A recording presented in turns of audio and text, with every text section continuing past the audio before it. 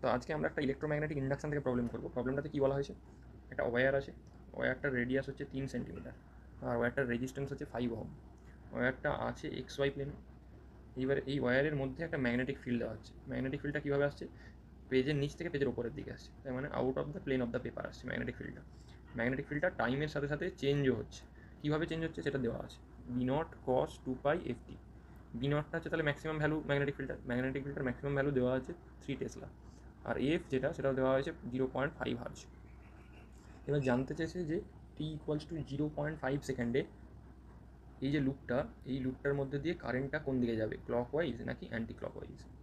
তো এটা সলভ করার জন্য আমরা যেটা করব, প্রথমে আমরা জানি ম্যাগনেটিক ফিল্ডটা দেওয়া হচ্ছে সেটা টাইমের সাথে সাথে চেঞ্জ হচ্ছে, তো সেটা প্লট করার চেষ্টা করব। তাহলে এটা একটা কস ফাংশন, তাহলে টাইম t=0তে এর ভ্যালু ম্যাক্সিমাম হবে। ম্যাক্সিমামটা কত, 3 নট।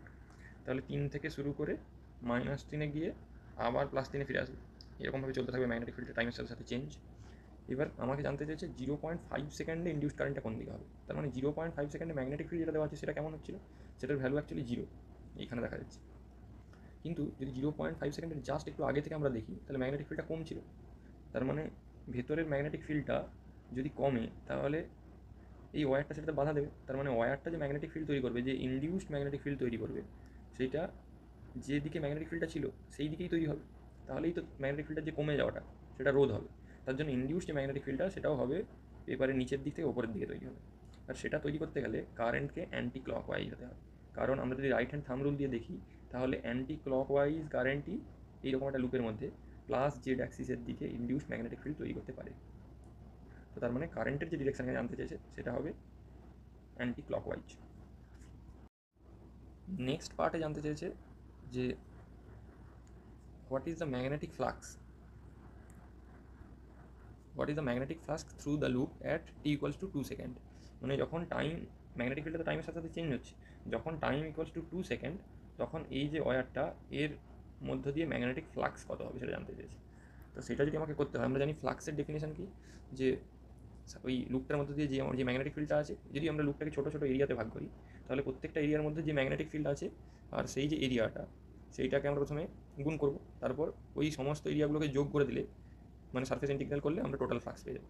যেহেতু এখানে যদি আমরা বিটা দেখি, যে ম্যাগনেটিক ফিল্ডটা দেওয়া হচ্ছে সেটা দেখি, সেটা টাইমের সাথে সাথে চেঞ্জ হচ্ছে, কিন্তু এক্স ওয়াই প্লেনে তার কোনো চেঞ্জ নেই। তার মানে পুরো জায়গাটা জুড়ে যে ম্যাগনেটিক ফিল্ডটা আছে সেম আছে, কিন্তু সেটা টাইমের সাথে সাথে চেঞ্জ হচ্ছে। তার জন্য এই ম্যাগনেটিক ফিল্ডটাকে আমরা ইন্টিগ্রেশনের বাইরে আনতে পারবো। তার কারণ কি, এক্স ওয়াইয়ের মানে পজিশনের চেঞ্জের সাথে সাথে ম্যাগনেটিক ফিল্ডের কোনো চেঞ্জ নেই। তার জন্য আমরা এই বিটাকে বাইরে বের করে আনলাম। এইবারে সারফেস এরিয়ার ইন্টিগ্রাল হবে। তো সিম্পলি এটা, এই যে লুপটা, এটার এরিয়াটা হয়ে যাবে। তো তার মানে বি যে ভ্যালুটা হচ্ছে, এটা b0 cos 2π/ft Times area, এটা একটা সার্কেল, তাই πr²। এবারে এই সবগুলোই প্রোভাইড করা আছে। b0 হচ্ছে 3 টেসলা, এফ হচ্ছে 0.5, আচ্ছা আর হচ্ছে 3 সেন্টিমিটার, মানে 3/100 মিটার। তো সেইগুলো যদি আমরা বসিয়ে দিই, আমরা পাবো 8.48 × 10⁻³ টেসলা মিটার স্কোয়ার। এটা হচ্ছে ফ্লাক্সের ইউনিট। তো এইবার আমাকে কি কোশ্চেনে কী জানতে চেয়েছে, যে current is circulating in which way. ঠিক একই রকমভাবে ফার্স্ট পার্টটার মতো, কিন্তু টাইম t=1 সেকেন্ডে এই সার্কুলার লুপটার মধ্যে দিয়ে কারেন্ট কোন দিকে যাবে। তাহলে ইনডিউসড কারেন্ট আমরা কি জানি, যে ইনডিউসড ইএমএফ ডিভাইডেড বাই এই সার্কুলার যে রেজিস্ট্যান্স, সেটা যদি আমরা বসাতে পারি, তাহলে আমরা ইনডিউসড কারেন্ট পেয়ে যাবো। এবার ইনডিউসড ইএমএফের ফর্মুলা কি, ইনডিউসড ইএমএফের যদি শুধু আমরা ম্যাগনিটিউডের কথা ভাবি, সেটা হচ্ছে d∅b/dt, এটা হচ্ছে ফ্যারাডেজ ল। তাহলে এখানে আমরা ∅b কি জানলাম, b.da, তাই তো, যেহেতু বিটা কনস্ট্যান্ট, পুরো এরিয়াটা জুড়ে বিটার ভ্যালু কনস্ট্যান্ট, তাই b.da হিসাবে আমরা লিখতে পারি। এইবার এবারে যদি টাইমের সাথে সাথে কে চেঞ্জ হচ্ছে, শুধুমাত্র ম্যাগনেটিক ফিল্ডটা টাইমের সাথে সাথে চেঞ্জ হচ্ছে, তার জন্য, কিন্তু এরিয়া তো টাইমের সাথে সাথে চেঞ্জ হচ্ছে না, তাই আমরা এরিয়াটা এই যে ডিফারেন্সিয়েশনটা এটার বাইরে আনতে পারি। তো সেটাই করা হয়েছে a টাইমস dB/dt। তার মানে যদি বি এর সাথে টি এর গ্রাফ আঁকা হয়, সেই গ্রাফের যে স্লোপ, সেইটাই হচ্ছে ইনডিউসড ইএমএফকে ইন্ডিকেট করবে। আবার সেই ইনডিউসড ইএমএফ থেকে আমরা ইনডিউসড কারেন্ট পেয়ে যাবো। তো এখানে যদি আমরা t=1 সেকেন্ডে জানতে চাইছে কারেন্ট, তো t=1 সেকেন্ডে যদি আমরা দেখি, তাহলে এইটা হচ্ছে স্লোপ dB/dt। ওই পয়েন্টে যেহেতু ওখানে ম্যাক্সিমাম, তার জন্য এটা একটা স্ট্রেট লাইন হবে ওই পয়েন্টের ট্যানজেন্ট।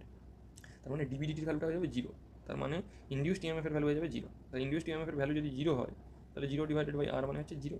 তাই মানে এই যে লুপটা, এর মধ্যে দিয়ে t=1 সেকেন্ডে কোনো কারেন্ট যাবে না।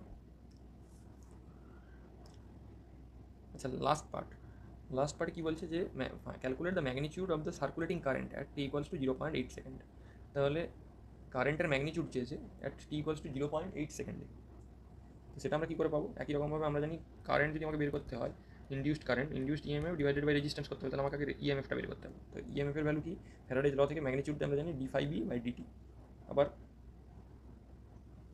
φb মানে আমরা লিখতে পারি b টাইমস a, কারণ কি পুরো এরিয়াটা জুড়ে ম্যাগনেটিক ফিল্ডটা সেমটা, ম্যাগনেটিক ফিল্ডটা টাইমের সাথে চেঞ্জ হচ্ছে, কিন্তু এরিয়ার কোনো জায়গাতে ম্যাগনেটিক ফিল্ডটা চেঞ্জ হচ্ছে না, কারণ এই ফাংশনটার মধ্যে কোনো এক্স ওয়াই লেখা নেই, ঠিক আছে, এক্স ওয়াই এর ফাংশন নয়, এটা অনলি টি এর ফাংশন, তার মানে পুরো জায়গাটা জুড়েই ম্যাগনেটিক ফিল্ডটা সেম থাকবে। তার জন্য আমরা এটাকে সিম্পলি লিখতে পারছি বি, ফ্লাক্সটাকে লিখতে পারছি বি টাইমস এ, ঠিক আছে। এবার টাইমের সাথে সাথে কে চেঞ্জ হচ্ছে, বি চেঞ্জ হচ্ছে, তার জন্য এ তো কনস্ট্যান্ট, এই এরিয়াটা কনস্ট্যান্ট, এই লুপটা, তো এইটাকে আমরা বাইরে বের করে আনতে পারছি টাইমস ডিবিডিটি লিখছি। এবারে এইটাকে যদি আমরা ডিফারেন্সিয়েশন করি, তাহলে বি মানে হচ্ছে বি নট কস 2π/ft, তাহলে বি নট কস 2π/ft বলে মাইনাস সাইন 2π/ft, আর এখানে বেরিয়ে আসবে বি নট ইন্টু 2πf, কারণ এগুলো সব কনস্ট্যান্ট। এবারে এগুলো সব গিভেন, আর হচ্ছে 0.03 মিটার হবে, কারণ 3 সেন্টিমিটার দেওয়া আছে, এফ দেওয়া আছে হাফ হার্জ দেওয়া ছিল, বি নট হচ্ছে 3 দেওয়া আছে। তো এইগুলো যদি আমরা সব বসাই, এফ এর ভ্যালু হাফ, টি এর ভ্যালু কোয়েশ্চেনে কত চেয়েছে, টি ইকোয়াস টু 0.8 সেকেন্ড জানতে চেয়েছে, তাই টি এর ভ্যালুটা এখানে 0.8 সেকেন্ড বসানো হয়েছে। তো সেখান থেকে আমরা পাবো ইনডিউসড ইএমএফটা। এইবার ইনডিউসড ইএমএফটাকে আবার যদি রেজিস্ট্যান্সটাও দেওয়া আছে, রেজিস্ট্যান্স কত দেওয়া আছে 5 ওহম, তার মানে এই যে পুরো জিনিসটা, এটাকে যদি 5 ওহম দিয়ে আমরা ডিভাইড করি, তাহলে আমরা পাবো 3.13 ইন্টু 10⁻³ অ্যাম্পিয়ার, মানে 3.13 অ্যাম্পিয়ার, মিলি অ্যাম্পিয়ার। তো এটা হলো একটা প্রবলেম ইনডিউসড কারেন্ট নিয়ে মেনলি।